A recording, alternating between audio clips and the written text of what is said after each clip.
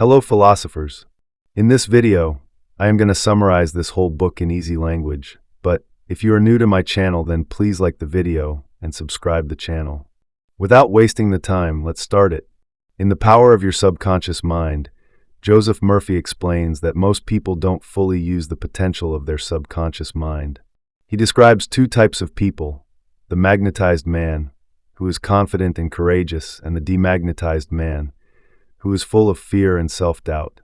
The person who is afraid to move forward will stay stuck in life, while the one who believes in himself will succeed. Murphy says that becoming a magnetized man is a choice, and each of us has the power to decide the kind of person we want to be. Murphy explains that our subconscious mind is shaped by our thoughts and beliefs, and it plays a key role in our success. He emphasizes that what we believe deeply will shape our reality, not just the things we wish for. He compares the mind to a garden, where our thoughts are the seeds. If we plant positive and empowering thoughts, we will harvest a successful and fulfilling life. He also highlights the idea that thoughts work through cause and effect. What we constantly think about influences our circumstances. When we focus on positive ideas and goals, our subconscious starts working to bring them to life, creating a harmonious and successful reality. Murphy points out that most people focus on the outside world, while truly enlightened individuals focus on their inner world, their thoughts, feelings, and imagination. This inner focus helps shape their external reality. Murphy also explains that the subconscious mind does not judge or analyze. It simply accepts whatever we repeatedly feed it. That means if we fill it with doubt and negativity, our lives will reflect that. But if we give it positive, confident, and success-driven thoughts, it will create the best possible results for us. Murphy stresses the importance of monitoring our thoughts and language carefully, because whatever we repeatedly tell ourselves, our subconscious mind accepts as truth. If we constantly say, "I can't afford this," or "this is impossible for me," our subconscious will make sure we continue to experience lack and limitations. Instead, we should immediately replace negative thoughts with positive affirmations to reprogram our subconscious for success. He compares the mind to a ship, where our conscious thoughts act as the captain giving orders. If we want to achieve something, whether writing a book, giving a great speech, or improving our lives, we must communicate our desires with strong emotions and belief. Repetition is key. By consistently feeding our minds with constructive and harmonious thoughts, we create positive changes. Murphy also highlights that the conscious and subconscious minds must work together. If we try to think positively but still hold deep-seated negative beliefs, our subconscious will reject the new thoughts. This is why simply saying positive things isn't enough. We must first remove negative mental blocks before our subconscious will fully accept and act on our new beliefs. Murphy explains that if our subconscious mind is so powerful, why aren't we all living our dream lives? The answer lies in negative conditioning from childhood. From a young age, we are exposed to limiting beliefs from well-meaning parents, teachers, and peers who often use negative suggestions to protect us from failure or control our behavior. Over time, these repeated messages shape our subconscious, creating fears, doubts, and a mindset of limitation. The problem is that we absorb these external opinions without questioning them, allowing them to define our beliefs and actions. Murphy emphasizes that if we want to break free from these mental limitations, we must reprogram our subconscious using constructive autosuggestion, a method of deliberately replacing negative beliefs with positive, empowering ones. Another major obstacle to success, according to Murphy, is indecision. If we constantly tell ourselves, "I don't know what to do," we block the power of our subconscious mind. However, if we trust in our subconscious and make a firm decision, our mind will work toward finding solutions and creating positive outcomes. Even if a situation seems intimidating, choosing to believe in success and taking action can reshape our reality. The key takeaway is that we must take control of our thoughts and beliefs to unlock the true power of our subconscious mind. Murphy highlights the importance of mindfulness and self-awareness in shaping our emotional and mental well-being. He warns against becoming too attached to the ego, the part of us that identifies with thoughts, emotions, and external events. When we automatically accept negative thoughts as part of who we are, we lose the ability to separate from them and change them.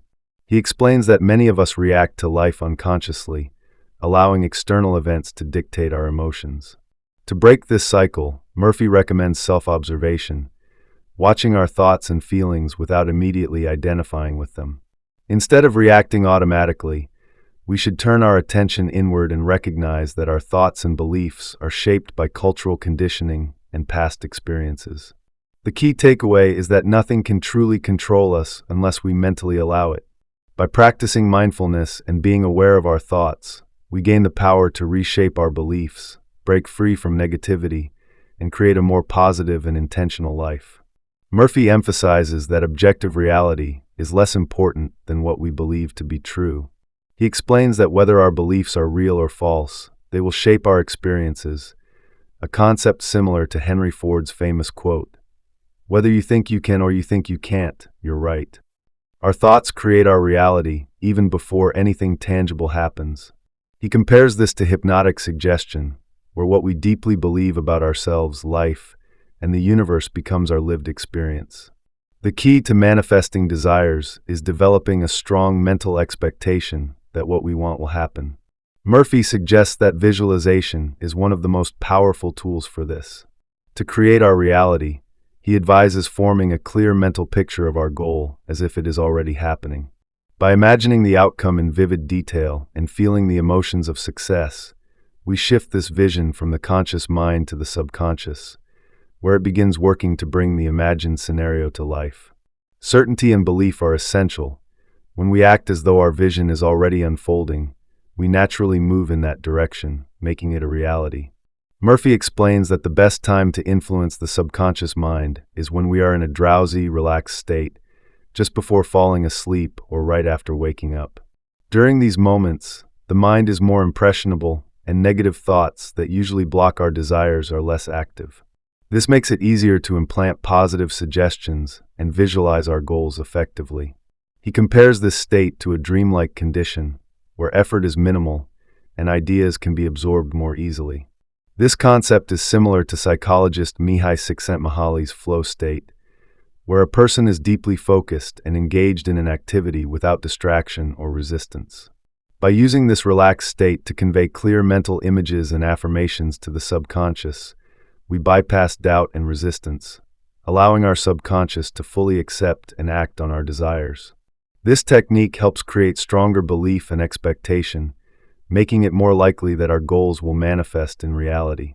Murphy emphasizes that constant worry, fear, and overthinking can negatively affect both our mind and body, disrupting the subconscious mind's ability to work effectively. The solution is to let go, relax, and quiet the mind, similar to the practice of mindful meditation. He believes that most anxiety comes from unfulfilled desires, and if we keep focusing on obstacles, we block our subconscious from finding solutions. He warns that if we have spent years being anxious, our mind becomes wired to seek out negativity, much like the Tetris effect described in The Happiness Advantage by Sean Aker. This means that the more we focus on problems, the more we will attract them into our lives. To break this cycle, Murphy advises replacing our negative mental blueprint with a new one based on peace, joy, and positivity. Additionally, Murphy encourages us to question our limiting beliefs and embrace challenges rather than seeing ourselves as victims. He views problems as opportunities for growth, arguing that overcoming obstacles brings joy and fulfillment. Without change and challenges, life would become stagnant. Therefore, rather than fearing difficulties, we should see them as necessary steps in our personal and spiritual development. Murphy explains that our subconscious mind is the true source of our aspirations and creative potential. It communicates with us through intuitions, hunches, urges, and ideas, always pushing us to grow, explore, and achieve greater things. However, fear and doubt can block this natural guidance. To tap into its power, we need to adopt a childlike mindset, one of faith, wonder, and imagination, instead of overanalyzing and trying to control every little detail. He stresses that striving too hard can actually work against us. Instead of forcing success through struggle and effort, we should release mental resistance and allow things to flow naturally. He challenges the belief that wealth and success must come through exhausting hard work, suggesting instead that we should do what we love with joy and passion. This is the true key to effortless success. Murphy points to great historical figures like Shakespeare, Milton, and Beethoven, arguing that their genius didn't come from long hours of grueling work alone. Instead, they relied on deep imagination, quiet reflection, and subconscious inspiration. When we trust in our subconscious and visualize success with conviction, our creative potential is unlocked, leading us to effortless achievement. Murphy explains that wealth is a state of mind. It begins as a subconscious belief before it can manifest in reality. He highlights the importance of maintaining a feeling of abundance rather than focusing on scarcity. According to him, wealth is not achieved through hard labor or envy, but rather by aligning our subconscious thoughts with prosperity. However, negative beliefs about money, such as guilt or doubt, can block its flow. He warns, what we condemn, we can never attract, meaning that if we view money as bad or corrupt, we will subconsciously repel it. At the same time, Murphy cautions against making money the sole focus of life, as this often leads to emptiness and dissatisfaction. True fulfillment comes not just from financial success, but from expressing our talents, finding purpose, and contributing to the well-being of others. In line with many spiritual teachings, he suggests that wealth should be a natural byproduct of living a meaningful and purposeful life, not the ultimate goal itself. Murphy also gives us 3 steps to success. 1. Love your work. The journey to success begins with discovering what truly excites you and dedicating yourself to it. Success lies in loving what you do. When passion drives your work, you become fully immersed, losing yourself in the process. If you're unsure where to start, Murphy advises seeking guidance with faith and confidence. Insights will come through subtle nudges, gut feelings, or an inner sense of knowing. 2. Specialize. Once you've found your passion, the next step is to hone your expertise. Murphy suggests focusing on a specific area within your field and mastering it. Instead of merely coasting, strive for excellence and use your skills to contribute to something bigger than yourself. 3. Altruism. Perhaps the most essential step, your work should extend beyond personal gain. True success isn't just about wealth or status, but about serving a purpose greater than yourself. This echoes Viktor Frankl's insight. Success, like happiness, cannot be pursued. It must ensue as the byproduct of one's dedication to a cause greater than oneself.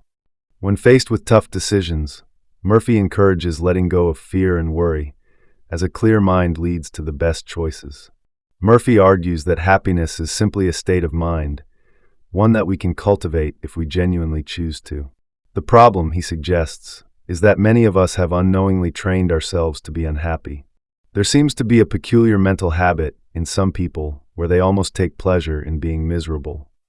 In other words, our emotional state is often a reflection of our perspective. If we constantly look for problems, we will inevitably find them, and in doing so attract even more negativity. Take, for instance, that difficult coworker. Are they truly frustrating, or are they mirroring something within your own mindset? As Marcus Aurelius put it, choose not to be harmed and you won't feel harmed. Don't feel harmed and you haven't been. Essentially, our experience of life is shaped by our thoughts and interpretations.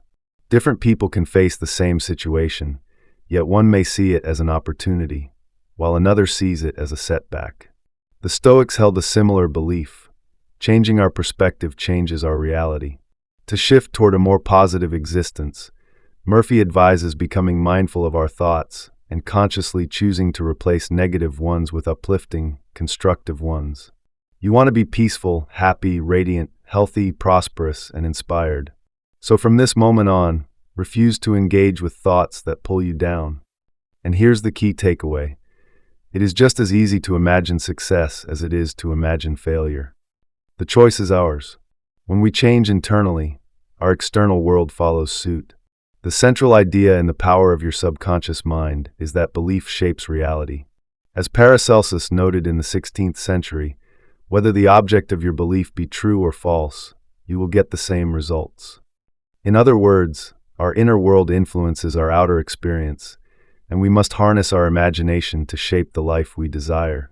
As a man imagines and feels, so does he become. Whatever we focus on expands, and our reality is simply a reflection of our beliefs. However, Murphy warns that this isn't a one-time effort. Transforming our subconscious takes consistent practice, like planting a seed that must be nurtured over time before it fully grows. The key is repetition. So start now. Choose your thoughts wisely, and in doing so, reshape your reality. I hope you have enjoyed this detailed summary of this book, but please don't forget like to the video and subscription to the channel. Thank you.